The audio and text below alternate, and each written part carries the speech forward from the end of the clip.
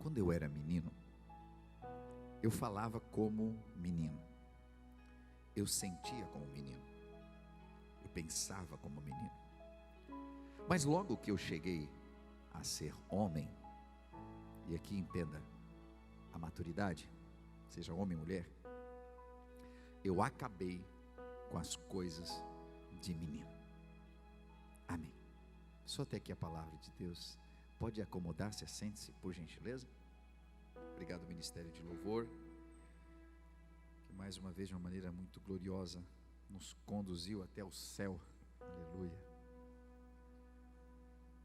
Tem vezes que a gente está impulsionado na canção, cantando, adorando a Deus, e parece que o Espírito Santo do Senhor vem sobre nós de uma maneira tão gloriosa, que temos a impressão de que se a gente sair daqui e o mal se atravessar na nossa frente, a gente atropela.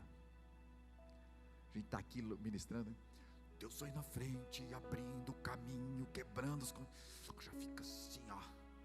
Vou voltar para casa, vou botar para quebrar, vou orar ao Senhor, vou levantar minhas mãos. Quer saber de uma coisa? Não tem mais medo, não tem mais doença, não tem nada. Se encha disso mesmo. É bem importante que você faça isso. É bem importante que você aproveite esse momento, se encha de Deus e entenda quem você é. E nessa noite eu quero falar um pouquinho a respeito disso mesmo, porque às vezes nós estamos nos portando como meninos, como crianças, e não como adultos ou maduros espiritualmente. E isso tem muito a ver com a nossa história física, com quem nós somos. Porque, veja, você já parou para pensar que muito do que você vive hoje está totalmente vinculado à sua infância? Está totalmente vinculado aos primeiros dias, meses e anos de sua vida. Quando nós nascemos, nós somos o quê? Um complexo. Um complexo formado por um temperamento que Deus te deu, que por mais que os seus pais tinham temperamentos diferentes, você vai nascer com um temperamento único. Dentro da psicologia se estuda de que são pelo menos 4 temperamentos. Tem as suas variações, mas a base são esses, né? O melancólico, o colérico, o fleumático e o sanguíneo. 4. Isso não tem a ver com seus pais, isso não tem a ver com a tua educação, isso não tem a ver com o que você aprende na escola, isso não tem a ver com esse desenvolvimento seu. Isso nasce com você. Você vai observar que cada filho seu pode ser que tenha um temperamento diferente, a maneira de reagir.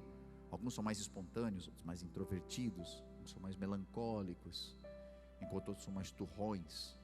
E nós percebemos isso já, esse temperamento no bebê, na criança, no seu desenvolvimento.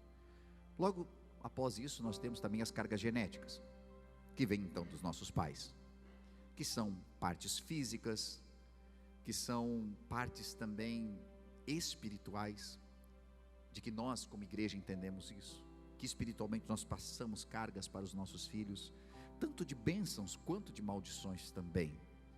E às vezes é tão forte isso, que mesmo a criança não tendo contato com seu pai, no seu desenvolvimento vai começar a agir e fazer coisas que seu pai fazia. E então aqui fica muito visível de que nós passamos também para os nossos filhos essa carga espiritual. E é importante entender de que nós somos já uma somatória, tanto do temperamento que Deus nos deu no nosso nascimento, quanto das cargas genéticas que vêm também dos nossos pais, seja isso em questões físicas ou espirituais. Aí entra mais uma partícula, que é o quê? A educação que nós recebemos em casa. Nossos pais, dentro de um plano perfeito de Deus, são aqueles que vão introduzir você ao mundo, que vão educar você, que vão dar limites a você, que vão te mostrar de que o teu limite vai até onde começa o limite do outro. Os teus direitos vão até onde os direitos do outro começam. E de que se alguém tem um brinquedo na mão, o brinquedo é dele, até que ele solte. Essas pequenas coisas, que parecem bobas, elas são na verdade os limites que cabe aos pais passarem aos seus filhos. A criança nasceu com um temperamento mais colérico, mais difícil, e o pai e a mãe não podem render-se e dizer assim: é assim, tadinho, tem que fazer a criança compreender de que por mais que ela tenha esse impulso, ela precisa controlá-lo. Então, não é possível mudar o temperamento de ninguém, mas é possível controlar e ensinar a controlar. Às vezes, como adultos, nós conhecemos isso e entendemos que só o Espírito de Deus para nos controlar.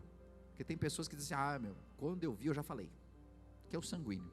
Quando eu vi já falei, e já falei, aí depois me arrependi, mas já tinha falado. Tem gente que é assim. O que acontece? Quando o Espírito de Deus vem sobre você, você aprende a controlar esse impulso do falar. Isso não se aprende, ou não se muda, isso se aprende. Então, os nossos pais são os primeiros que nos dão esses limites, nos auxiliam dentro disso. Porém, quando eles falham nessa parte, nós temos problemas. Porque vamos para a escola, e a escola serve para nos dar conhecimento e ampliar os nossos horizontes, mostrar onde nós podemos chegar, dar-nos munição suficiente para chegar até lá com conhecimento. O conhecimento está aí e é distribuído pela escola, mas que também ajuda a formar muito do caráter da criança. E entra a questão da igreja, que infelizmente nos dias de hoje já não tem tanta atuação quanto um dia já teve, mas era a igreja que formava as pessoas socialmente também. Porque na igreja nós aprendíamos que deveríamos respeitar o outro, amar a Deus sobre todas as coisas, o nosso próximo como a nós mesmos, de que Deus era bom, que Ele via tudo, e que eu não poderia cometer algumas coisas, eu não poderia roubar, eu não poderia matar, eu não poderia cobiçar, e aquela coisa básica dos mandamentos, que por mais que nós saibamos e vivamos numa sociedade onde existam leis, essas leis também são pautadas em questões morais que vêm do judaísmo, que vêm do cristianismo. Portanto, a igreja, ou seja, Deus, a teologia, ela permeia o nosso mundo, porque grande parte das coisas morais, elas estão contidas na religião. Mas quando se tirou a igreja das famílias, quando as famílias começaram a mandar seus filhos apenas na época que tinha que ir para a igreja para fazer aquele cursinho, para depois fazer aquele outro negócio lá, para que você fizesse parte da tradição da igreja, o que aconteceu? As crianças vinham, faziam o cursinho, faziam a sua primeira comunhão, enfim, como queiram chamar em cada uma das igrejas que existem, e depois fazia o quê? Sumiam da igreja, porque aquilo era chato, ela não entendia nada, porque ela não teve uma vivência de igreja. Então ela apenas cumpriu uma tradição e voltava para a igreja quando tinha uma morte de alguém, um velório ou um casamento, e é isso. Ou quando precisava batizar um filho, ou enfim, alguma coisa que necessitava, porque senão as pessoas não sentiam necessidade de ir à igreja. E então isso foi formando a geração que nós temos hoje no mundo, uma geração de pessoas que não viveu uma verdadeira infância, uma geração de pessoas que são meninos e meninas que não tiveram um crescimento adequado, que lhes faltou limite, e que hoje são adultos sem limite. São pessoas adultas, mas que ainda fazem birra quando recebem um não da sociedade. Quando alguém diz não para ela, ela não sabe o que é não, porque seu pai e sua mãe não diziam não, e porque vivemos uma época em que dizer não é quase que um pecado, porque vai destruir, né, a construção psicológica da criança se ela ouvir um não. E a falta de não faz com que os limites não existam.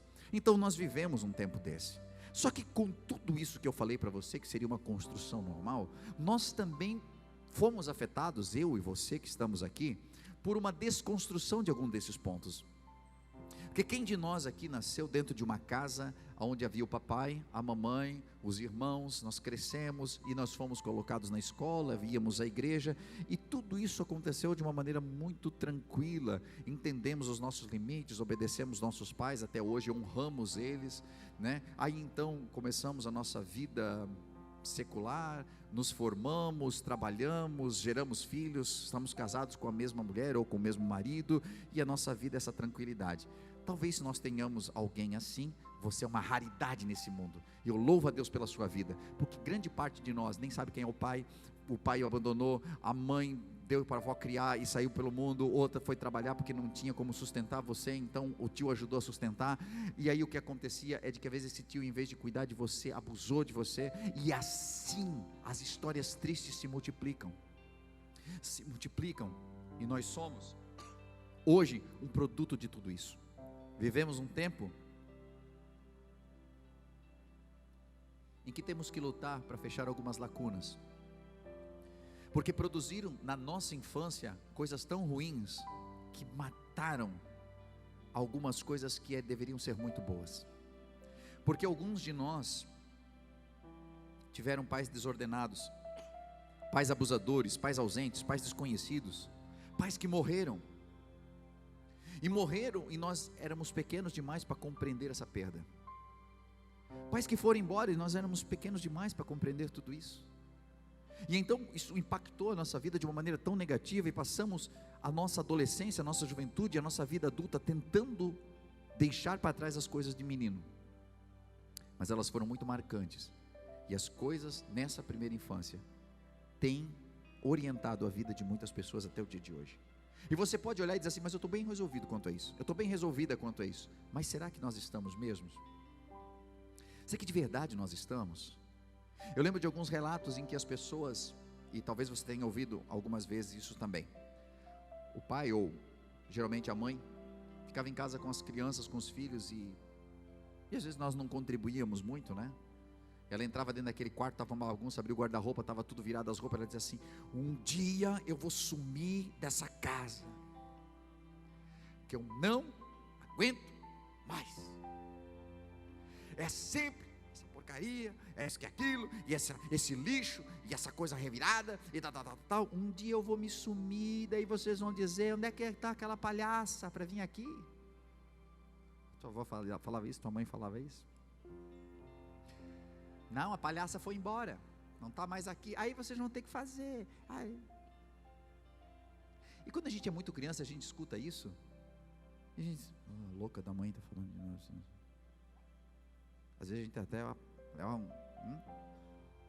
só que às vezes aquilo não tinha a ver com a tua roupa que estava bagunçada, aquilo tinha a ver com um relacionamento que já estava quebrado, e que naquele momento aquela pequena gota d'água fez transbordar o copo. E um dia a gente volta para casa e a mãe foi embora, o pai foi embora, e a primeira coisa que visita a mente daquela criança é: cara, eu sou culpado por isso. Aquela criança vai para o quarto rapidinho, depois que sabe que a mãe foi embora, e começa a arrumar todo o quarto e pedir para Deus: traz minha mãe de volta, eu prometo que eu vou arrumar meu quarto. Porque na cabeça dela, ela é culpada, que ela não tem ideia, porque ela pensa como menino, ela reage como menino, ela sente como menino, e como criança nós não temos dimensão do que está acontecendo dentro do mundo dos adultos.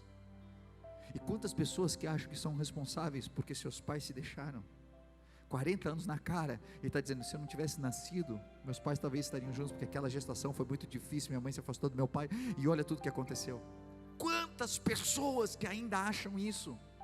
E você cresceu e sabe que não foi porque você não arrumou o quarto, mas dentro, lá no teu interior, lá dentro onde ninguém mexe, ninguém visita, nem você sabe que existe, o teu subconsciente, alguma coisa diz que você é culpado, de que toda a desgraça da família tem a ver com você. Você sente como menino, sente ainda como aquela menina que alguma vez foi abusada e que pensa que ainda é culpada por aquilo que aconteceu, porque alguém botou na tua cabeça que sim, é você a culpada. E o tempo vai passando e temos dificuldade com a vida adulta, temos dificuldade com o casamento, temos dificuldade com o toque, temos dificuldade com tantas coisas, não sabemos de onde isso vem das coisas de menino.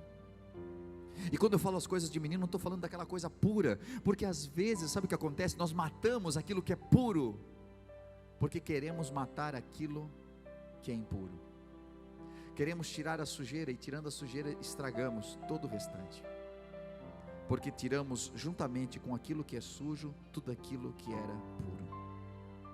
O que acontece é muitas pessoas que tentam romper com a sua infância, e elas levam junto a sua inocência, elas levam junto aquela beleza, a beleza de ser filho, a beleza de ser amado por Deus, porque algumas pessoas não conseguem mais se ver como filhos de Deus, porque cresceram, porque abandonaram as coisas de menino. E esse pensamento, esse ato de pensar que nós lemos aqui, né? São três coisas bem fortes. Falamos como meninos, mas agora a fase adulta da maturidade deveria navegar do simplesmente falar para o mostrar, para o mostrar como se faz, não apenas eu falo, porque quando menino eu apenas falava, mas agora como adulto eu mostro, eu demonstro. A Bíblia diz que como meninos nós sentíamos como meninos, mas agora como adultos ou como maduros nós reagimos, não apenas sentimos. Como meninos nós pensamos, mas como adultos nós idealizamos, nós ousamos, nós agimos. Perceba de que não é para você assassinar o menino, a menina que existiu dentro de você, é para dar um upgrade nela, é para aproveitar todos aqueles sonhos, aqueles pensamentos e transformar isso em ações, é para pegar tudo aquilo que você sentia e traduzir isso agora para uma reação. Quando Jesus está diante de um sepulcro, eu vou ilustrar isso aqui para você. A Bíblia diz que ele chega 4 dias depois que o seu amigo tinha morrido, e as irmãs do seu amigo Marta e Maria vêm até ele chorando e dizendo: se você estivesse aqui, meu irmão não teria morrido. Elas vêm chorando, e o que Jesus faz? Olha para elas assim: ai, vocês são muito incrédulas mesmo, que coisa, não me encha a paciência que hoje eu não estou bom. É assim? Não, né? Jesus escuta elas e Jesus chora. Um versículo considerado o menor versículo da Bíblia, Jesus chorou. Talvez seja um dos versículos com mais significado, porque mostra um Deus se importando com o homem. As mulheres estão chorando e Jesus olha para elas e sente a dor. O que o menino faz? Ele sente, né? A Bíblia diz, sentia como menino. Jesus sente o impacto, Jesus sente a dor, Jesus sente o choro, Jesus sente o luto, Jesus sente a perda, Jesus sente pelas amigas que estão chorando. Ele sentiu. Mas ele fica perdido no luto? Não. Ele não senta numa pedra e diz assim: gente, vamos chorar aqui. Por 30 dias eu não quero sair de casa, eu não quero ver mais ninguém. Deus, me leva junto com Ele. E nós fazemos isso. Porque muitas vezes numa perda, num momento de impacto que nós sofremos, uma traição de um amigo ou de um cônjuge, nós sentimos e não queremos mais parar de sentir. Continuamos revivendo o sentir. Mas a maturidade mostra que depois de sentir, eu preciso reagir. Jesus chora, mas ele não fica parado. Depois que ele chora e ele sente, ele diz: remova a pedra. Ele começa a agir para que aquela situação mude. Não vai adiantar você sentar e chorar por essa situação que você está vivendo. Chorar, isso é coisa de menino. Precisa sentir, precisa. Por isso que o menino dentro de nós não pode morrer. Nós precisamos sentir, nós precisamos chorar. Perdeu alguém? Chora. Porque tem aquele que diz assim: não, engoliu o choro. Porque quando você era criança, você só escutava isso. O pai batia, quando você ia chorar, dizia assim: engole o choro, engole o choro agora. E eu nunca entendi isso, porque me bateu, deixa eu chorar. Não deixava chorar. E a gente se torna adultos que não chora. Nos tornamos adultos que não conseguimos expressar o que de verdade nós sentimos, porque achamos que isso é um motivo de fraqueza. Precisa chorar, mas esse choro não pode ser eterno. Precisa sentir, mas não é para sentir para sempre. Precisa reagir. O que Jesus sabia: eu vou sentir aqui a morte de Lázaro, eu chorei Lázaro, mas agora eu vou me posicionar. Tira a pedra, Lázaro, vem para fora. Porque a maturidade tem que nos fazer reagir e agir de acordo com o que nós podemos fazer. Perdi alguém, eu tenho como reaver? Eu vou ressuscitar essa pessoa? Não vou ressuscitar. Então chora a perda, mas se levanta, se posiciona e continua a tua vida, porque você está vivo. O relacionamento acabou, chore pelo relacionamento que acabou. Tem alguma coisa que fazer ainda? Se tiver, lute, mas não adianta ficar chorando no quarto. Se posicione, vai fazer uma campanha, vai buscar a Deus, vai lutar pelo seu marido, pela sua esposa. Mas se não aconteceu, se não foi, continue a sua vida, porque isso é maturidade. Então quando nós entendemos de que a Bíblia está falando de que em algum momento nós vivemos como meninos, mas agora precisamos mudar isso, precisamos reagir, precisamos idealizar. Tem pessoas que vivem só no pensamento: eu penso que um dia eu vou fazer tal coisa, vou fazer isso, vou fazer aquilo, mas nunca faz. É como uma criança sonhadora que pensa muito: o dia que eu for dirigir um carro, um dia que eu for visitar uma cidade, quando eu for grande. E essa maturidade nunca chegou. A pessoa continua presa ainda naquilo que eu quero um dia fazer. E é isso que a Bíblia diz: quando me tornei homem, deixei para trás as coisas de menino. Há pessoas, e eu entendo, que continuam vivendo presas na infância. E isso também é um problema. Porque talvez por não ter vivido a infância, por não ter conseguido ter uma infância normal, alguns perderam o pai muito cedo e tiveram que ajudar a mãe a criar os outros irmãos. Não tiveram infância. Perderam alguém muito cedo. Sua infância foi interrompida e hoje, na fase adulta, a pessoa ainda está tentando viver aquela infância perdida. Acontece de pessoas que ainda têm uma infantilidade tão grande dentro de si, que quando alguém se posiciona e ela recebe um impacto, ela se fecha, ela chora, ela esperneia e ela tem uma atitude infantil. Fica bravo, não falo com você. Está dentro de um relacionamento, deu uma discussão, aí tu pensa: meu Deus, que idade tu tem? 8? Que a pessoa tem um posicionamento infantil. É isso que a Bíblia diz, que precisa ficar na infância, que precisa vir para uma maturidade, que precisa entender que você cresceu, e antes você sentia, mas agora reage. Antes você falava, mas agora você está idealizando. É uma nova fase na sua vida. E com isso, não perder os seus direitos de filho. Não pode perder. Precisa romper, deixar a tua infância, deixar essa fraqueza, deixar apenas aquele de sonhar sem idealizar. Precisa deixar. Mas você não pode perder o contato com o papai. Porque me tornei adulto agora, eu não tenho mais contato. Porque eu me tornei adulto agora, eu não posso mais ter um relacionamento com o papai. Eu tive a oportunidade já de ver uma pessoa com, 60 anos, que estava velando e enterrando seu pai que tinha 80. Aí você olha, e aquele velhinho está debruçado sobre o caixão do seu pai, mais velhinho ainda, e dizendo: papai, eu vou ter saudade de você.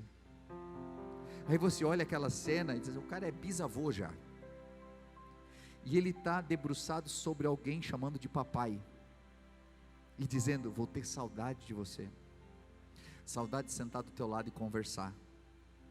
E aí você percebe naquele momento que aquela pessoa vive a verdadeira identidade de ser filho.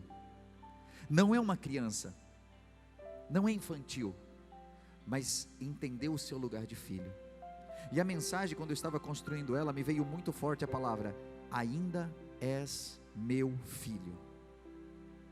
Ainda és meu filho. Ao contrário, o pai de 80 anos, olhando para o caixão do seu filho de 60, ele ainda chora e sente como se ele tivesse perdido uma criança, porque ainda é meu filho. Quando o pai do filho pródigo viu o seu filho chegando na sua casa, ele não se importou se o menino estava magro, se estava doente, se estava sujo, não se importou com nada disso. Ele correu e abraçou. Por quê? Porque ainda era filho. Alguém me perguntou, numa reunião de pastores, tinha alguém lá e questionou, falando, nós estávamos tratando sobre alguns assuntos de crimes horríveis que acontecem nos dias de hoje, violência com crianças, estupros, e uma pessoa mais indignada entre nós disse: eu fico imaginando como Deus vê isso.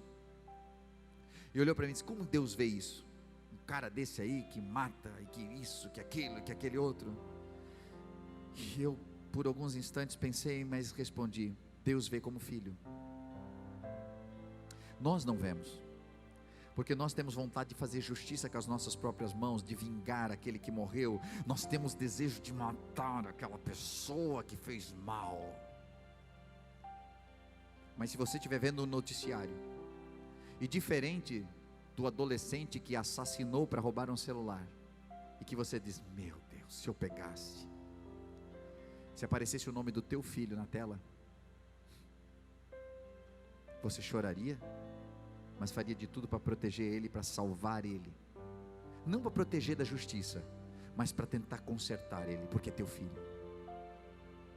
E é assim que Deus nos vê também, que por mais que você cresça e seja maduro, Ele continua olhando para você como filho dele, porque ainda existe um lugar no colo de Deus para você, porque sempre haverá um lugar nos braços de Deus para você, independente do que você se tornou, independente da sujeira que o mundo te jogou, independente de tudo que você viveu na sua vida, Ele continua amando você, Ele continua olhando para você como filha.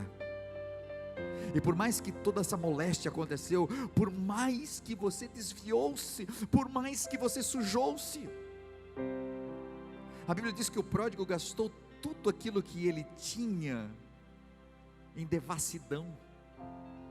Quando ele chega diante do pai, o pai poderia estar esperando ele para dizer assim: eu te falei. Porque talvez era isso que a gente ia ouvir dos nossos pais, né? Quando a gente cometia um negócio errado, que vinha todo quebrado para casa, o que a gente escutava?